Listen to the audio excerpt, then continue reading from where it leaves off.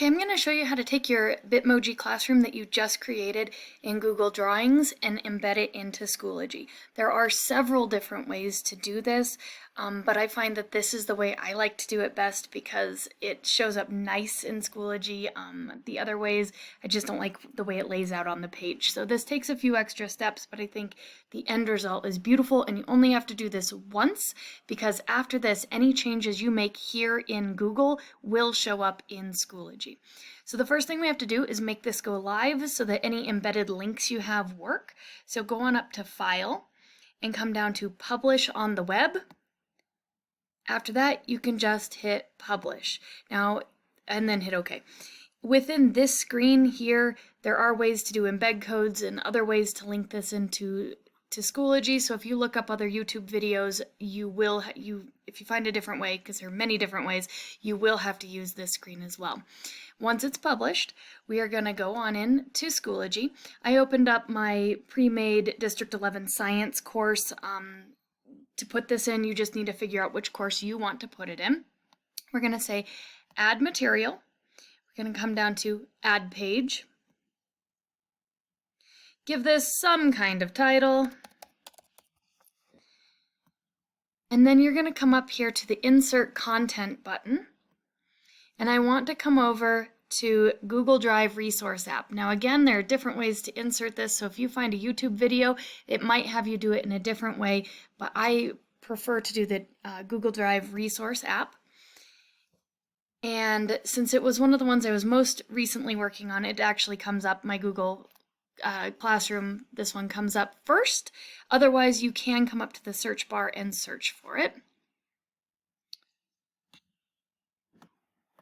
Oops, I clicked on the wrong thing. Sorry about that. I'm just going to close that. Don't click on the title of it. Click over here on the checkbox.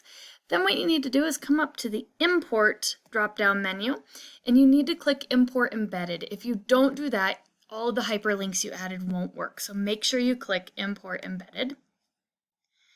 And we'll pop it in right here. Now you're not going to see anything. You're going to see this yellow box, and that is okay. Go ahead and click on that. It'll turn blue, and you want to come up here to this little picture here with the mountains and the sun in it. And for the dimensions, you want to change the first one to 900. Click anywhere off of that. It will auto-correct the second number, and I find that if you put 900 as your first dimension, it makes the picture really nice and big so that it just fills up a decent amount of your screen and it looks much nicer. Got to scroll down here to Insert. And then you don't need to worry about anything else on here. We can just hit Create. Now I know this doesn't look like a lot because all we have now is the page that we created titled Welcome. If you go ahead and click on that to get back into it, here is the Bitmoji classroom that we created, nice and big. That 900 makes it nice and big. If you don't do 900, it's much, much smaller. And here's the trick. We now have to copy and paste this image. It's hard because you can't always tell if you've copied and pasted it. So sometimes you have to do it a couple times. I've helped some teachers where it was very easy to copy and paste, and my personal Bitmoji classroom is very difficult to copy and paste. What I do is just click in the white, just up here above your picture, click and hold and drag down. And luckily on this one, it did give me that nice little blue border around the outside. So I know that I clicked it and highlighted the whole thing. I'm just going to use Control-C to copy it. Now I'm going to go into the Updates folder. Now that we went into Updates on the left-hand side, I'm just going to click in here.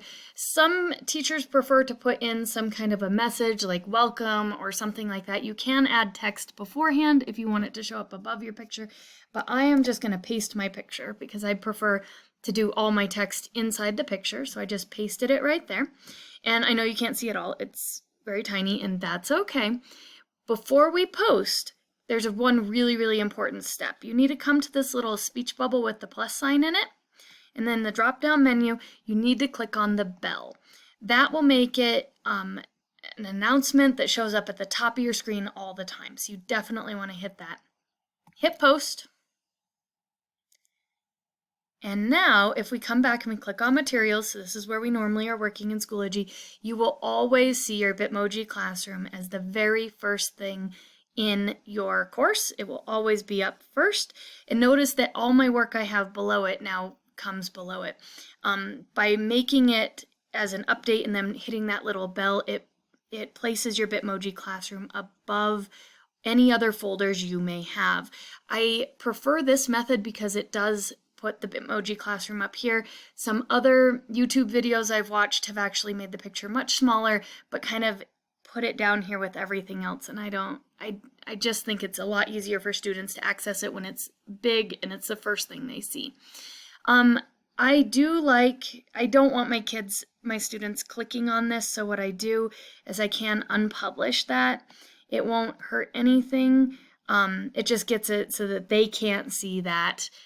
You don't want to delete it, because if you delete it, it could all go away. But if you unpublish it, it just keeps the kids from clicking on it and messing around with it, but they can still see this, and all the links are still interactive. Your Bitmoji classroom is now live and ready to go. If you need to make changes to it, you never have to go through all these steps to embed it back into Schoology unless you completely delete your document and want to make a new one. If I just go back into my Google Drawings, I can add things to this picture. I can change links.